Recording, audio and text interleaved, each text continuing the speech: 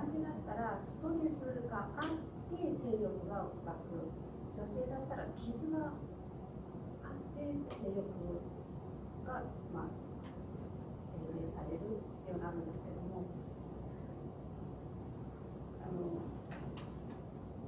今セックスレスの場合にどちらかが性欲があってどちらかは性欲がない状態なんですけども、その性欲がある人がセックスを求めた時にない人がやっぱりどうしても合わせちゃうっていう場合に心理的にどういう問題を誘発するのかっていうのをちょっと知りたいです。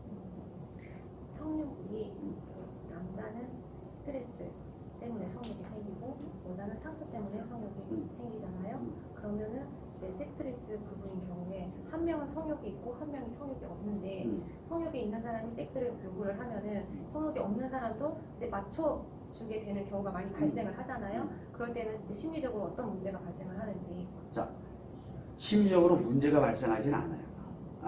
왜 그러냐면 한 명은 성욕에 의해서 지금 한 명은 남성이든 여성으로서 어쨌든 내 상처가 작용이 될 때 섹스를 하고 싶어. 이건 뭐냐면 자기 자신도 모르게 상대에게 그거를 이야기를 하게 되는데 상대는 또 그래 그 남편이 또는 아내가 그러니까 그냥 이렇게 해주잖아 같이. 그건 뭐냐면 부부기 때문에 가능한 거예요. 그게.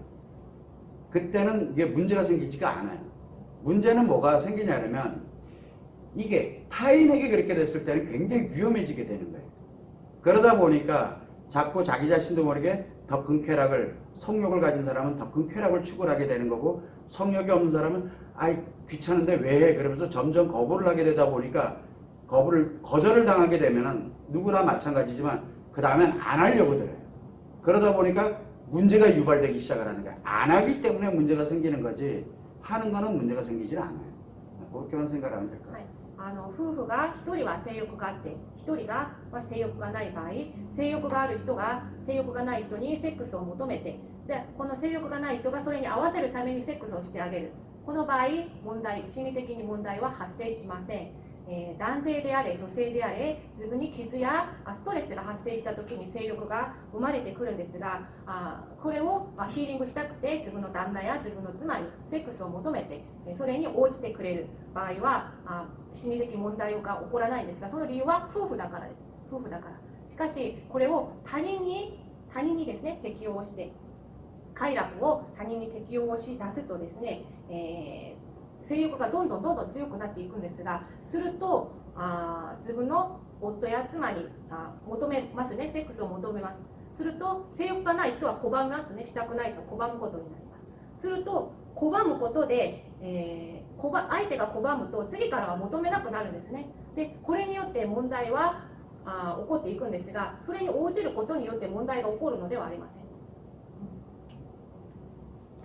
사람들은 우리가 외도 그러면은 섹스리스였기 때문에 그 상대가 섹스를 안 해줘서 이렇게 해서 자기가 외도를 하게 됐다 이런 경우도 있거든요. 그거 다 거짓말이에요. 왜 그러냐면 심리가 내가 문제가 굉장히 심각히 장애가 발생을 하게 버리게 됨으로써 관계없이 배우자와는 관계없이 외도를 하는 거지 그게 원인은 아니에요. 섹스가 원인은 아니에요. 그 점을 오해하면 절대 안 돼요. で不倫をする人の中に夫婦間のセックスレスが原因だったと話す人とてもたくさんいるんですが、これ全部嘘です。自分が心理障害になって、自分の配偶者とは関係なく不倫をしたのであって、セックスレスが不倫の原因ではありません。それを誤解してはなりません。 모든 게 스트레스와 상처라는 그런 기본 베이스에다 두고서 우리가 가족들끼리 살면서도 스트레스 상처 때문에 여러분들도 부모님하고 좋기도 하지만 싸우기도 하고 그러면서 보내잖아요. 이게 원리가 같아요. 가족이기 때문에 가장 가까운 믿고 신뢰하고 의지할 수 있는 사람이기 때문에 하고 싶은 말, 하고 싶은 걸 다 할 수 있거든요. 근데 그걸 섹스에다 연결을 시켜버리면은 이게 답이 안 나오는 거예요. 부부관계는 섹스에다 연결시키면 부부관계는 답이 안 나와요. 연애하는 부부에게는 그게 무엇인지를 알게 돼요. 어디서 풀어가고 어디서 해결해야 될지를 알게 되지만 연애하는 부부가 아닌 일반적인 부부일 경우에는 그거에 섹스를 연결하게 되면 굉장히 그 부부는 위험해져요. 네. 家族として生きていくとストレスと傷当然発生します。夫婦だけではなくて自分の両親だったり兄弟姉妹だったり口論になる時もありますし、お互い対立する時もありますし、なぜなら家族だから一番信頼をして、人生を一緒に歩む人だから傷とストレス発生するんですが、これをセックスにつなげると問題がとても深刻になります。で、恋愛をしている夫婦、つまり家族でありながら一部女性と男性が作用してセックスをしながら恋愛をしながら生きていく夫婦は自分なりにこれを調整できる能力があるので問題がないんですが、この原理を全く知らずに普通の夫婦と生きてとして結婚生活を送っているのに、こういったストレスや傷の作用をですねセックスにつなげるとですね、ここで問題が多くなっていくことになります。 이렇게 생각해 보면 될 것 같아요. 우리가 연애할 때 성욕과 진짜 섹스를 하고 싶은 성욕에 의해서 연애하는 거 오래 못 갑니다. 例えば恋愛をしている時のことも考えてみてください。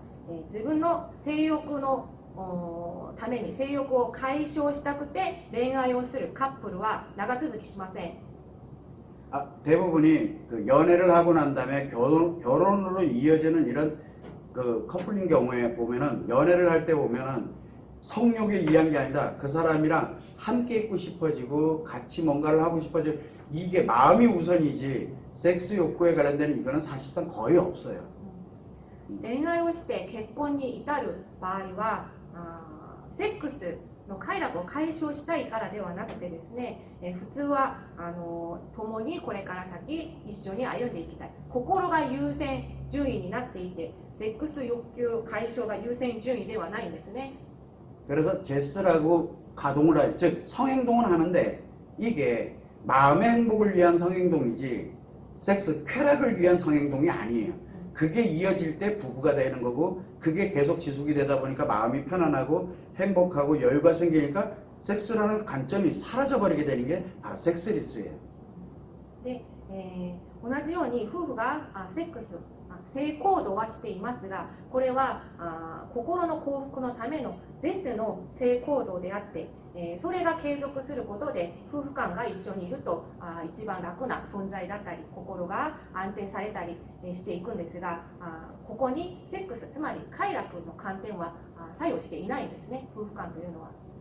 그러니까 우리가 이 성에 대해서 섹스와 제스를 모르는 상태에서 나도 모르게 진행되는 거 여기에서 이게 섹스의 관점으로 진행되고 있는지 아니면 제스의 관점으로 진행되고 있는지는 연애가 됐든 부부가 됐든 인간이 살아가면서 어느 누구에게든 동일하게 작용되는데 어느 관점에서 가는지를 명확하게 알아야만 내가 또는 상대방이 성과 연결, 즉 섹스와 연결되어 있는 피해를 입지 않게 돼요.